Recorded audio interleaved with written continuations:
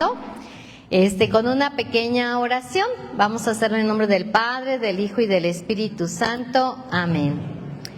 Te agradecemos, Señor, la oportunidad de estar en este congreso bíblico, profundizando en los misterios de tu palabra, en la riqueza de tu palabra. Te pedimos que tu Espíritu siempre nos acompañe para que ésta arda profundamente en nuestros corazones. A ti que vives y reinas por los siglos de los siglos. Amén. En el nombre del Padre, del Hijo y del Espíritu Santo. Amén. ¿Pueden sentarse? Y bueno, esta reflexión lleva por título La esperanza en el Nuevo Testamento. Ya vieron ustedes la esperanza en el Antiguo Testamento. Todo el pueblo de Dios, ¿verdad? Y sobre todo en este contexto jubilar, anhelan una nueva vida para su pueblo. Cuando llegamos al Nuevo Testamento, se abre un nuevo panorama, y este nuevo panorama inicia en el Evangelio de San Juan. 1, versículos del 1 al 5 y del 10 al 13. Entonces, ahorita, Almita, bueno, les decía la primera carta, se le va.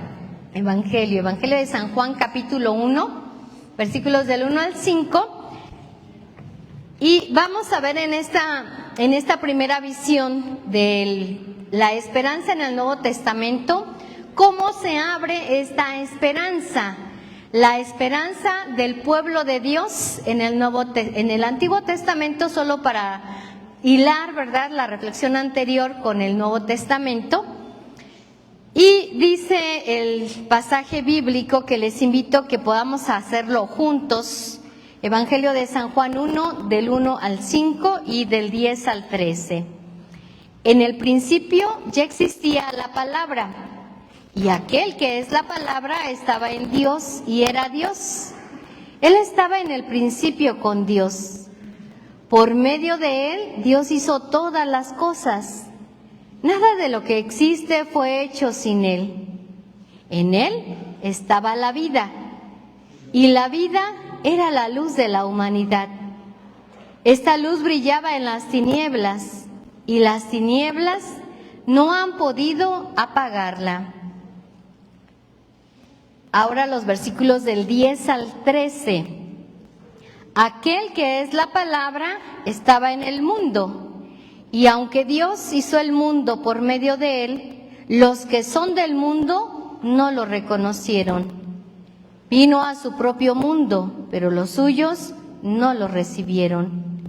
Pero a quienes lo recibieron y creyeron en él, les concedió el privilegio de ser hijos de Dios. Y son hijos de Dios, no por la naturaleza ni los deseos humanos, sino porque Dios los ha engendrado. Palabra de Dios. Les mencionaba, ¿verdad?, el poder unir la esperanza del Antiguo Testamento hacia el Nuevo, porque esta esperanza se realiza en la presencia de la palabra. Una palabra que, como ustedes pueden observar en el capítulo 1, versículo 1, está con mayúscula y no es meramente estilo redaccional, ¿verdad? No, tiene toda la intención que esta palabra aparezca con mayúscula porque es la persona. El logos de Dios, ¿verdad?, es la palabra que se hace persona, se personifica.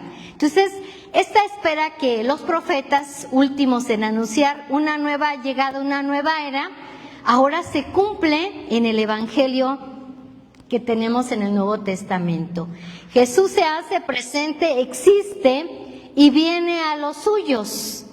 Pero no obstante, dice el versículo 4, en él estaba la vida, y la vida era la luz de la humanidad. Entonces, la esperanza se hace persona. A veces creemos que la esperanza solamente es como un sentimiento, ¿no? No hay mal que dure 100 años, ni cuerpo que lo resista. Tú ten esperanza, y la persona así, pues tengo que esperar, tener confianza, ¿verdad? Pero no solamente la esperanza se habla de un sentimiento, de un concepto. La esperanza es la misma persona de nuestro Señor Jesucristo, que es la vida, Creemos en un Dios que está vivo y creemos con convicción, no porque nos lo enseñaron en la catequesis. Segurísimamente todos hemos hecho la experiencia de una persona viva para nosotros. No es lo mismo que te manden un abrazo por WhatsApp, incluso hay un emoji, ¿verdad? A que te lo den, ¿o sí? ¿Se siente igual? ¿Qué es más rico, verdad? ¿Qué es más vivencial? Pues ver a la persona. Es tu cumpleaños y te mandaron te mandan un abrazo y mandan un monito ahí abrazando otro monito. No, pues es mejor que te den el abrazo, ¿verdad? Que sientas el calor de esa persona, amiga, hermana, familiar, ¿verdad? Del esposo, la esposa, los hijos, quienes sean. Entonces, el Nuevo Testamento presenta a la misma persona de Jesús como el que vive, que no es una persona muerta, aunque muchos todavía puedan experimentar, dice, esta luz brilla en las tinieblas, versículo 5, y las tinieblas no han podido apagarla. Nuestra esperanza en el Nuevo Testamento va a girar en este entorno. El brillo de la luz y la vida, pero también las tinieblas que se ciernen sobre la tierra. De repente uno puede creer, es que yo quiero tener una esperanza donde ya no tenga yo problemas, donde no haya una enfermedad, donde, oye, todo sea bienestar, no podremos bajar las nubes aquí a la tierra, ¿verdad? Y ser felices y que ya no haya problemas. No, el mismo Evangelio dice, siempre vamos a vivir en este estira y afloja. Pero hay algo más grande, porque en los siguientes versículos, versículo 12, pero a quienes lo recibieron y creyeron en él, les concedió el privilegio de llegar a ser, ¿qué? Hijos de Dios. La plenitud de la esperanza divina en el Nuevo Testamento es que el hombre crea en la persona de Jesús y se convierta en hijo de Dios. Y entonces él pueda vivir, actuar, pensar y reaccionar como un hijo de Dios, que no abandona la naturaleza humana. Esta siempre va a formar parte de nuestra condición, pero sí que pueda no perder de vista quién es. Porque hoy podríamos hacer la pregunta, ¿será que todo ser humano está convencido que es hijo de Dios? No. Y muchos dirán, y ni quiero, estoy peleado con Dios, o no creo en Dios, etcétera, mil cosas, ¿verdad? Que más que nadie, ustedes que comparten tantas esferas en el mundo, lo pueden percibir. Y a veces por más que tú le digas, y mira, así asado, y la persona no, y no me interesa, y mira, ya me tatué el 666, ¿verdad? Y a mi carro ya le puse los cuernos arriba para que yo ya soy del mal, etcétera, ¿verdad? Pero siempre para el corazón del hombre estará abierta la propuesta, si tú crees en Jesús, puedes convertirte en un hijo de Dios, siempre. Y quizás algunos de los que siempre dirán que no, cuando menos te imaginen, podrán decir, sí creo, sí quiero que me bauticen, sí me quiero casar, ¿verdad? A veces tenemos tantas experiencias donde la persona más renuente, al final de la vida, es cuando permite hacerse hijo de Dios. Se permite a sí mismo, ¿no? Dios nos hace hijos de Dios, pero no lo hace sin nuestra libertad. Entonces, si esta luz llega a las tinieblas y el hombre decide hacerse hijo de Dios, ¿cómo poder vivir en un mundo con esperanza? En el Nuevo Testamento, ustedes ya vieron ahorita una visión de tantos personajes que en el Antiguo Testamento tuvieron esperanza a pesar de las dificultades. Ahora vamos a verlo en el Nuevo Testamento. Y yo quiero proponerlo en 5 puntitos, ¿verdad? Ahí después les vamos a dar sus hojitas, por lo que no podamos ampliar mucho, ustedes lo puedan retomar. Primero, hombres de esperanza. Ese es el primero, ¿verdad? Hombres de esperanza. Y para hablar de hombres y mujeres de esperanza, he querido tomar 2 figuras, pues fundamentales en el Nuevo Testamento. Bueno, tres figuras, ¿verdad? Hombres de esperanza, podemos poner nuestra mirada en la persona de José. Un hombre de este entramado, ¿verdad?, bíblico también. En la Sagrada Escritura poco se dice de él, pero es un hombre que fue un hombre lleno de esta gran esperanza. Y yo quisiera resaltar 4 elementos que encontramos en él. Y esto pues no es solo para los hombres. Yo voy a hablar cuestión de hombres, cuestión de mujeres, cuestión de hijos. Vamos a tomar esas 3 figuras. Pero al final de los 3 nos cae como anillo al dedo, esperemos en Dios, ¿verdad?, al final de cuentas, actitudes que cada uno tiene. Entonces, hombres de esperanza, la persona de José. Primero, él es un prototipo de hombre del silencio, y en ese silencio sabe intuir la acción de Dios. José, curiosamente, no habla. Bueno, y no es que fuera mudo, ¿verdad? O hablaba muy silenciosamente, como esos diálogos que a veces solemos tener, ¿verdad?, donde ya hasta me duele la cabeza de qué de tanto pensar. ¿Y con quién están hablando en ese pensamiento? Con el chamuco. Bueno, cada quien, ¿eh? O consigo mismo, ¿no? A veces estás, ay, pero ay, Guadalupe, pero te lo dije, ay, pero ¿cuándo vas a entender, verdad? Y está uno dialogando con uno mismo. También puede estar dialogando con el que está enfrente, pero que no se da cuenta, pero voy a creer, es que debería, el otro ni me entiende, ni está en las nubes, ¿verdad?, pero estoy hablando con él. Pero ahora también puede estar hablando con el chamuco, ¿verdad? No, sí, tienes razón, así lo voy a lograr. O a lo mejor están hablando con el ángel de la guarda, ¿verdad? Ayúdame, acompáñame, porque tú sabes que hago de las mías, dijo San Felipe de Jesús, ¿verdad? Cuando tú quitas la mano de mi cabeza, Felipe hace de las suyas, ¿verdad? Él se decía a sí mismo. A ver, vamos a tomar el Evangelio de San Mateo y quisiera invitarles para que nosotros aquí podamos ver, a José como este hombre de silencio, pero que realiza una respuesta grandiosa a la mirada de Dios. Evangelio de San Mateo, capítulo 1, versículo, salud, 16. El versículo 16, San Mateo 1, 16, que dice: Jacob fue padre de José, el marido de María, y ella fue madre de Jesús, al que llamamos el Mesías. Sin perder esta página, versículo 20, San Mateo capítulo 1, versículo 16 y del 20 al 25.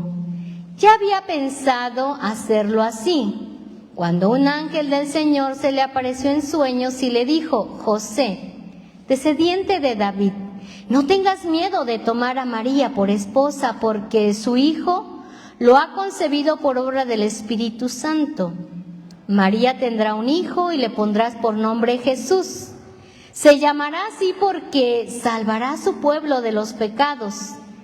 Todo esto sucedió para que se cumpliera lo que el Señor había dicho por medio del profeta: la Virgen quedará encinta y tendrá un hijo, al que pondrá por nombre Emmanuel, que significa Dios con nosotros.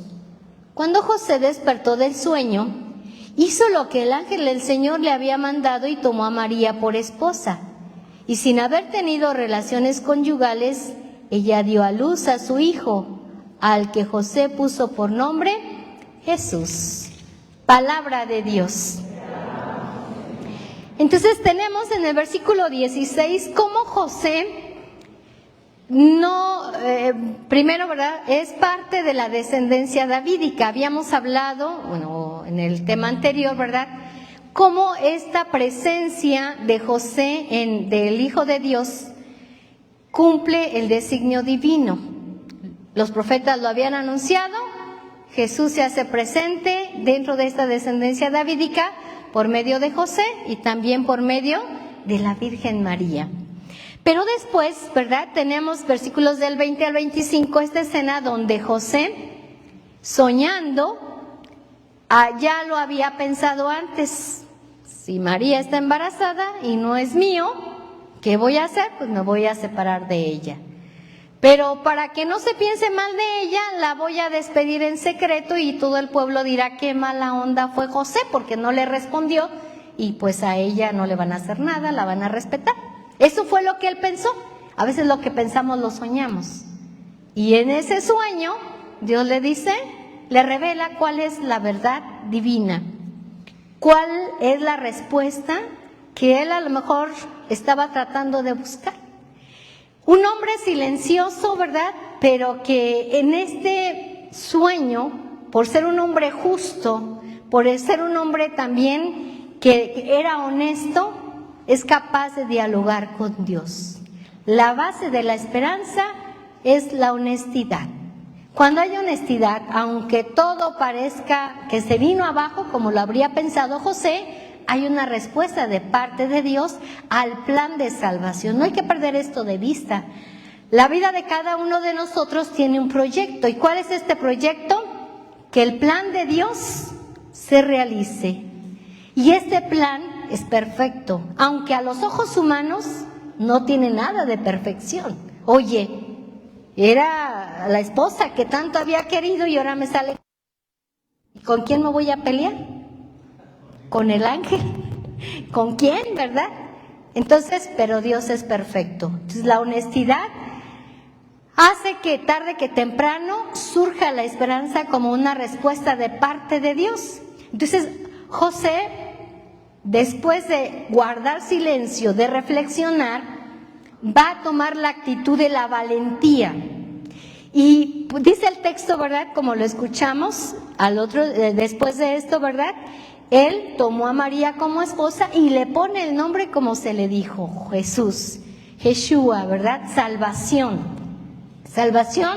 para el hombre. Emmanuel, el Dios con nosotros, ¿verdad?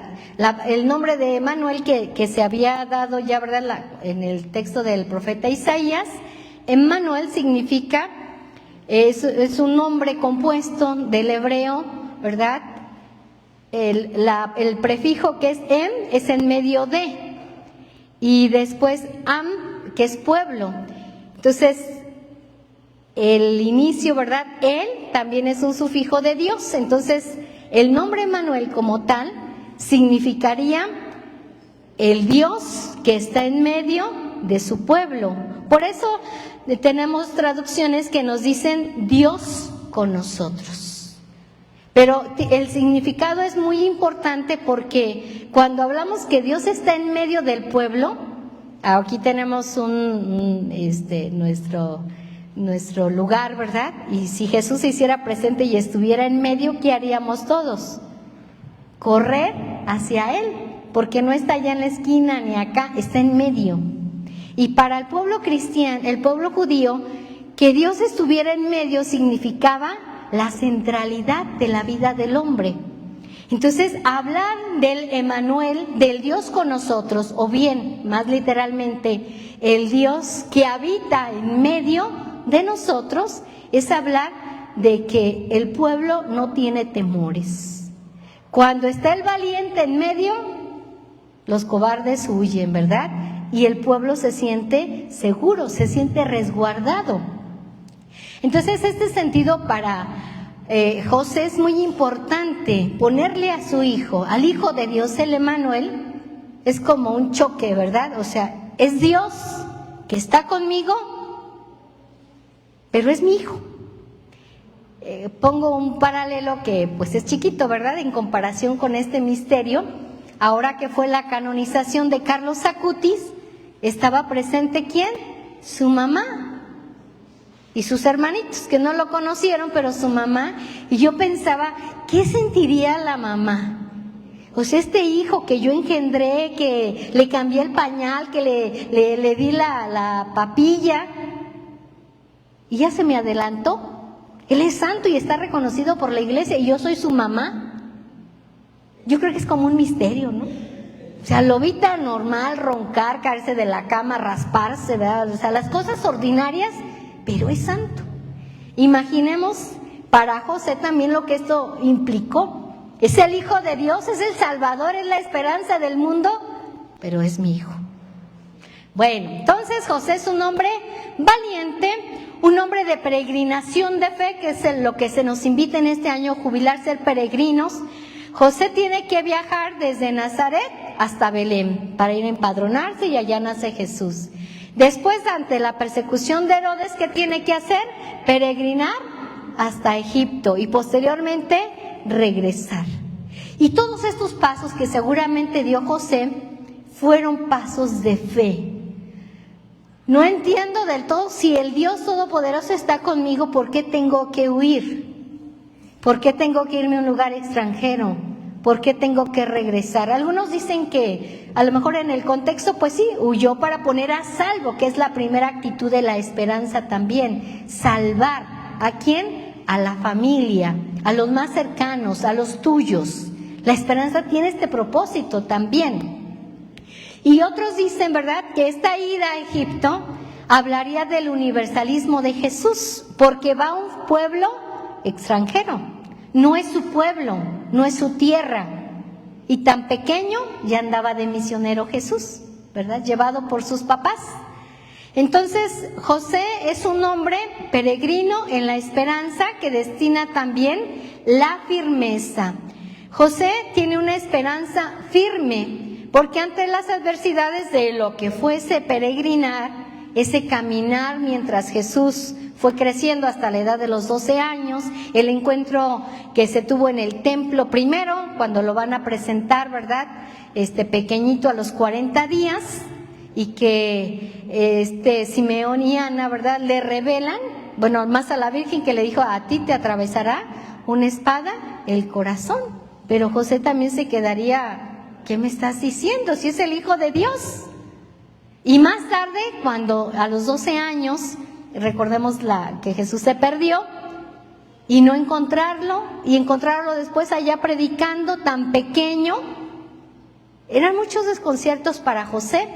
Pero José es un hombre de firmeza, y que en esa confianza y en esa respuesta a Dios le permite que Dios realice milagros todos los días. José fue uno de los primeros testigos que vio los milagros de Jesús. Y yo creo que muchas cosas que para nosotros son como que de la vida ordinaria, ¿no? ¿Qué tiene de extraordinario hoy que tú te levantaste, tiraste las cobijas, o te las tiraron porque uno como que no las quería tirar a lo mejor, ¿verdad?, con estos climas? Entonces, ¿y qué hiciste después de que tiraste las cobijas? ¿Mande? Se levantaron corriendo porque ¡ay, es la hora!, ¿verdad?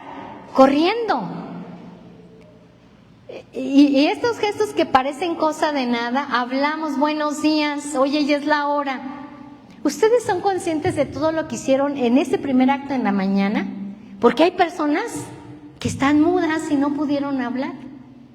Porque hay personas inválidas que no pudieron levantarse de la cama hasta que alguien no les auxilió. Y a lo mejor siguen en la cama. Rápido te fuiste al baño a ganarle el baño porque luego ella o él se tardan mucho. Pero hay otras personas que si no las bañan, no se pueden bañar. Así como estas cosas que son de la vida diaria y que a veces uno no tan fácilmente dice: gracias, Señor, porque mira, puedo mover mis manos, puedo agarrar el café y tomármelo y qué rico, puedo olerlo. Personas que no huelen.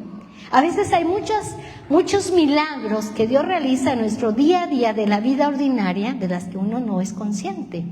Entonces, ¿cómo no tener esperanza cuando tenemos todo para salir adelante? Cuando otras personas no lo tienen. José fue un hombre sensible, silencioso, pero sensible a los milagros que se realizaban todos los días. ¿Por qué? Porque Jesús estaba en medio de ellos, de José y de María.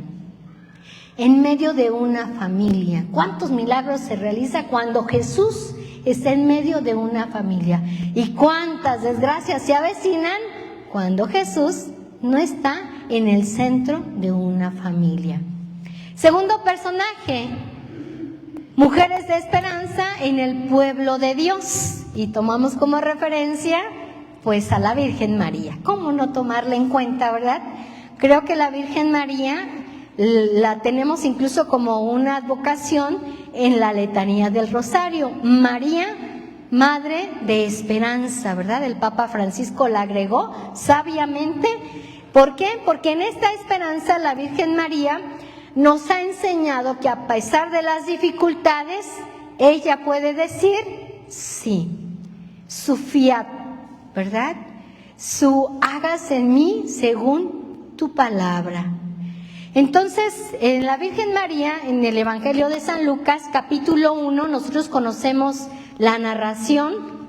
Solamente quisiera que nos quedáramos con esta pequeña palabra, ¿verdad? San Lucas capítulo 1, versículo 38. Después de que el ángel le anuncia y le explica, la Virgen llega a decir: yo soy la esclava del Señor. Que Dios haga conmigo como me has dicho. Y con esto el ángel se fue. Palabra de Dios. Entonces, San Lucas 1:38, este sí de la Virgen María, ¿verdad?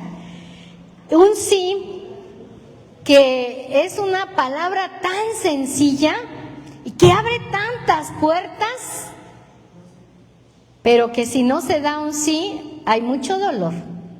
Cuando tú vas con esa persona y le dices: ¿sabes qué? Discúlpame, me equivoqué, voy a poner más cuidado, lo que sea. ¿Me perdonas? Y si te dicen sí, bueno, ya, ¿verdad? Pero si te dicen no, pero porque, bueno, mil cosas, ¿verdad? Y si esa persona se muere en ese momento, tú quitas de la cabeza y del corazón a una persona: pero no me perdonó, me dijo no. Y yo le dije: mamá, pero papá, etcétera, quien haya sido, y se fue diciéndome: no te perdono. Y es un no que se prolonga hasta la eternidad.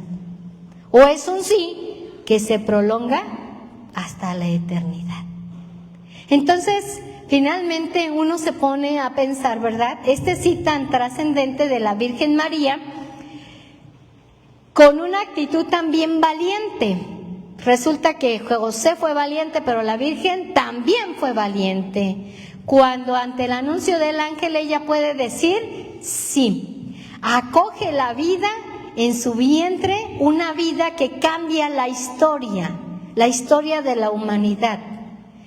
Este sí valiente que todos podemos dar, no solamente las mujeres cuando dan el sí a la vida y engendran nuevas vidas, principalmente, pero siempre esto es en participación con el varón.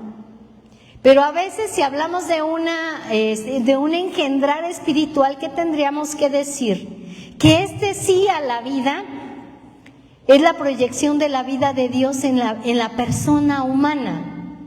Cuando tú le dices sí en medio de esa enfermedad, cuando le dices sí a pesar de que a lo mejor hay un momento de depresión muy fuerte, y qué difícil es poder llevar adelante planes y proyectos con personas que viven una depresión que difícilmente pueden dar una respuesta, pueden salir de sí. Entonces la Virgen María también es esta mujer con un sí que abrió la vida a los demás. La Virgen María, sabiendo todo el contexto, ¿verdad?, de lo que significaría aceptar ser madre del Salvador. En apariencia es romper sus proyectos que tenía con José, pero venía un proyecto mayor.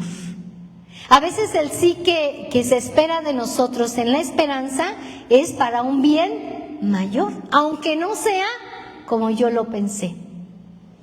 ¿Con quién pensaste casarte? Bueno, ¿con quién pensaron? Y la respuesta sería: ¿y ese casamiento hoy día es como lo pensaste? No me contesten.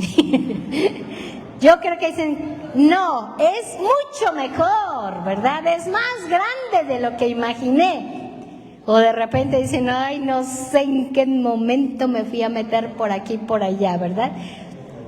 Pero al final hay un plan, y creo que si el Señor, tú quisiste, ¿verdad?, abriste tu corazón y se dio el matrimonio y la familia, ahora viene el modo de santificación.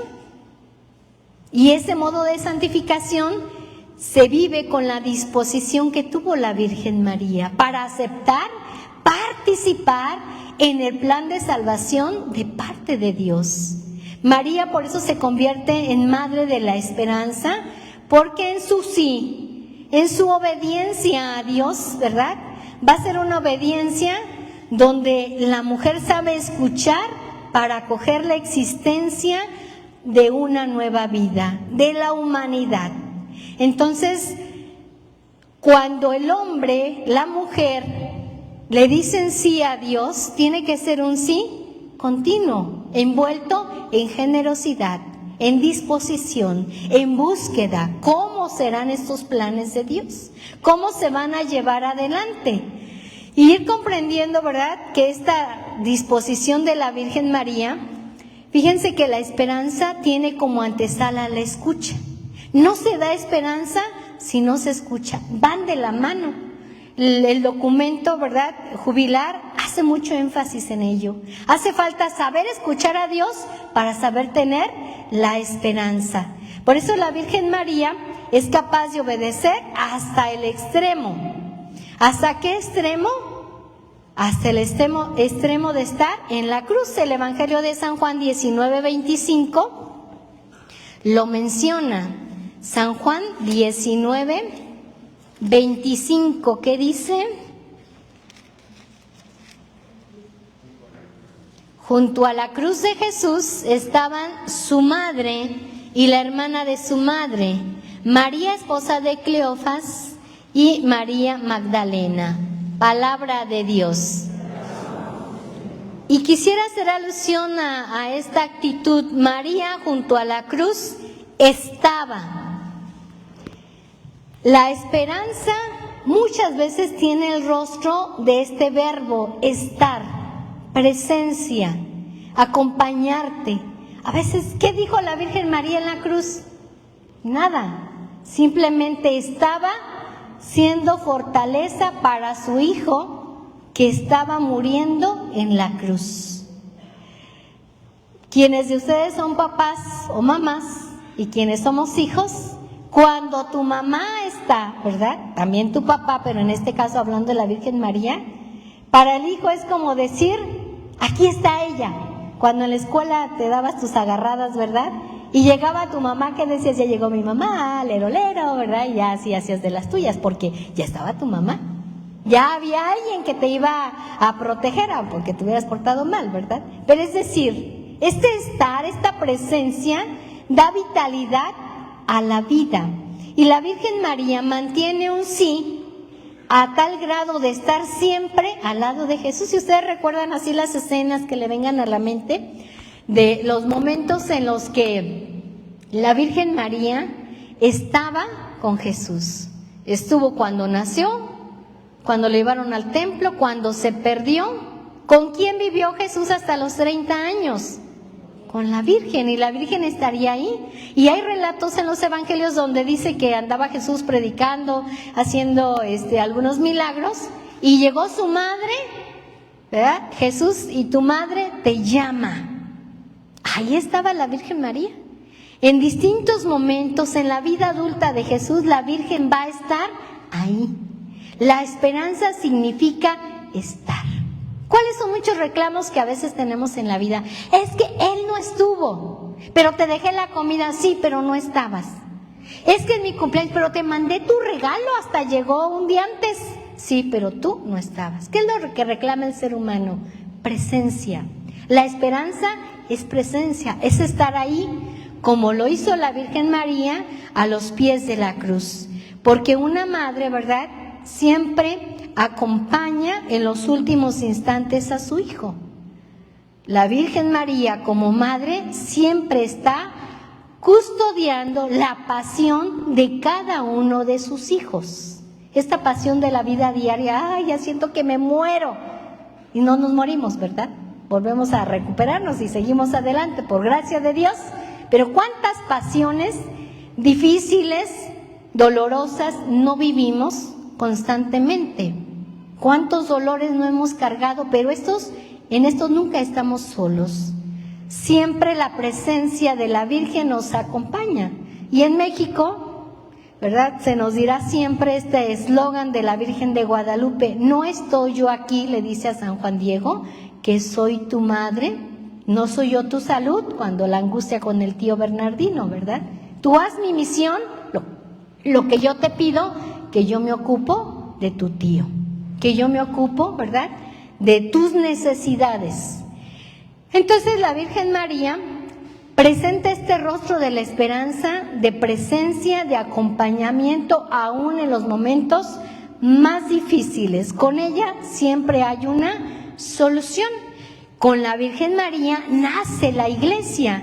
En los Hechos de los Apóstoles, el capítulo 2, donde se nos habla de Pentecostés, dice que estaban orando los apóstoles y la Virgen María estaba con ellos. La Virgen María acompañó a su Hijo Jesús y acompaña, y hoy sigue acompañando a cada uno de nosotros, parte de esta iglesia. Ella está ahí. Es suficiente invocarla, ¿verdad?, dirigirnos a ella a través del rosario, de la oración, de la súplica. La Virgen está ahí. Infinidad de testimonios tenemos donde las personas dicen, pero yo le pedí a la Virgen en la advocación que querramos y gustemos, y la Virgen me respondió. Muchos, pues somos un milagro de intercesión de la Virgen María, ¿verdad? Me decía mi mamá, porque no me gustaba, ¿por qué me pusieron Guadalupe? Todo su mundo se llama Guadalupe, me hubieran puesto otro. ¿Cuál querías que te pusiéramos? Rosario. Y mamá así como diciendo, ay, hija. Y entonces, vean, porque me platicó la historia. Cuando tú naciste enferma y ya estabas a punto de morirte. Le dije a tu papá, llévala a bautizar y vamos a encomendársela a la Virgen de Guadalupe. Si se muere, que la Virgen se la lleve. Y si vive, pues que ella la cuide. Y aquí me está cuidando todavía hasta el día de hoy, ¿verdad? Entonces dije, no, qué bonito es mi nombre. Ya desde ahí me gustó mi nombre, ¿verdad? Pero antes no. Entonces, así es, la Virgen intercede para dar vida, como siempre la ha dado, en la vida de muchos hombres. Entonces, tenemos esta imagen de la Virgen como esta mujer, ejemplo del pueblo de Dios. Y ahora la persona de Jesús, esperanza nuestra. Jesús es nuestra esperanza. Todo el caminar no tendría sentido si no llegamos a la persona de Jesús, el centro de la vida cristiana. Y lo dirá, ¿verdad?, la carta a los Gálatas, capítulo 4, versículo 4, justamente. 4, versículos del 4 al 5. Pero cuando se cumplió el tiempo, Dios envió a su Hijo, que nació de una mujer sometido a la ley de Moisés, para rescatarnos a los que estábamos bajo esa ley y concedernos gozar de los derechos de los hijos de Dios. Palabra de Dios. Cuando se cumplió el tiempo, Dios envió a su Hijo. Todo el caminar del pueblo de Dios no tendría sentido si no llegamos a la persona de Jesús, eje y centro de nuestra vida. Este nombre que hemos dicho, ¿verdad? Jesús, Emmanuel, el Dios con nosotros, la esperanza para nuestra vida, es la máxima respuesta a las necesidades del hombre de hoy. Si el hombre logra reconocer la presencia de Dios en su vida, tiene vida y se convierte en este Hijo de Dios que hace un momento mencionábamos. La persona de Jesús, ¿verdad?, que viene a salvar. Si hemos dicho que Jesús es Yeshua, que es salvación para esta vida presente. Y salvación significa salud, significa también estar bien. Es encontrar en Él quien realmente le da sentido y cumplimiento a las necesidades existenciales de la vida humana. El hombre puede vivir como gusta y quiera, está bien, está en su derecho, pero el hombre, cuando no vive en esta búsqueda y en esta aceptación de la persona de Jesús, tarde que temprano se siente desorientado, se siente perdido, se siente que para qué ha vivido tantos años y al final tantas cosas, ¿verdad?, tantas preguntas sin respuesta, y que ya casi me muero y que entonces no me realicé y para qué vine al mundo, infinidad de cuestiones. Cuando el hombre encuentra como centro a Jesús, incluso las mismas dolencias, las dificultades de la vida diaria tienen un verdadero sentido. Tienen, ¿verdad?, la respuesta de parte de Jesús que viene a transformar la vida de todo hombre. Y la transformación, ¿cuándo se logra? Todos los días. Cuando tú ves una foto cuando eras niño, adolescente y joven y hoy, y de repente dices, ¿cómo cambia la vida? ¿Cómo me transformé? ¿Verdad? De aquel bebé al hombre o mujer de hoy. Así es la vida espiritual.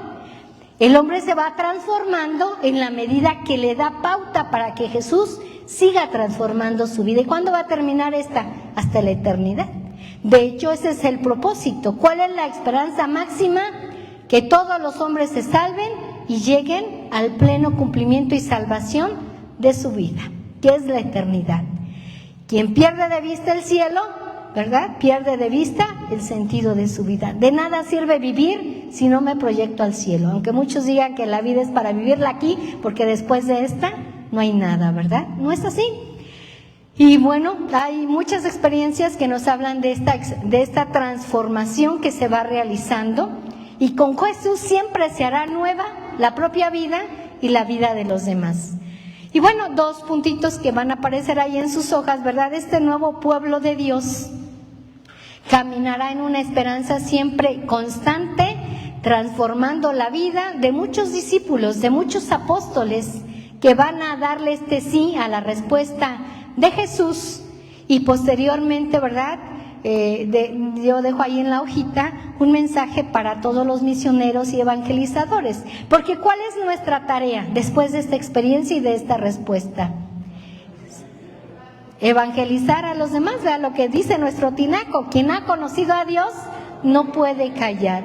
La esperanza en el Nuevo Testamento, entonces, no es una esperanza que se queda plasmada en un libro, sino es una esperanza viva, en personajes vivos, como lo hemos visto, y que si releemos todos los hechos de los apóstoles, ¿verdad?, con todos los apóstoles y San Pablo, vemos una esperanza concretizada en la vida de grandes misioneros y grandes evangelizadores. Pero ahora esta esperanza se vivifica en el vivir de cada uno de nosotros, en nuestra experiencia constante. Cuando alguien te ve y te dice, tú eres una esperanza para mi vida, entonces estamos viviendo la proyección de la esperanza que Dios tuvo desde que inició la creación, y la va a ir realizando poco a poco a lo largo de nuestra vida. Entonces, pues vamos a quedarnos con estas experiencias, ¿verdad? Ahí en sus hojitas dejamos otros apuntes, notas que les pueden servir para que esto pueda realmente como meditarse. Yo les haría esta recomendación: uno viene, escucha un rato, pero creo que el propósito no es el contenido de este rato, porque uno siempre quiere decir tantas cosas, ¿verdad?, y el tiempo es corto, sino que estas hojitas ustedes puedan profundizarlas, para que sea todavía una reflexión de varios días. Pues vamos a quedarnos con este propósito y pues ojalá que esta jornada sea de mucho provecho y que el propósito de una esperanza se acreciente en nuestros corazones.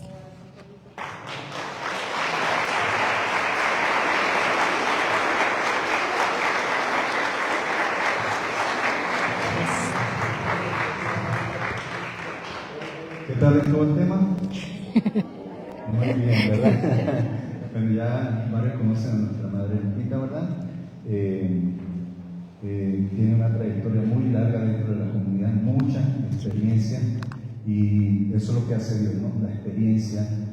Cuando nosotros agarramos experiencia y la unimos con los valores del reino de Dios, se convierte en sabiduría.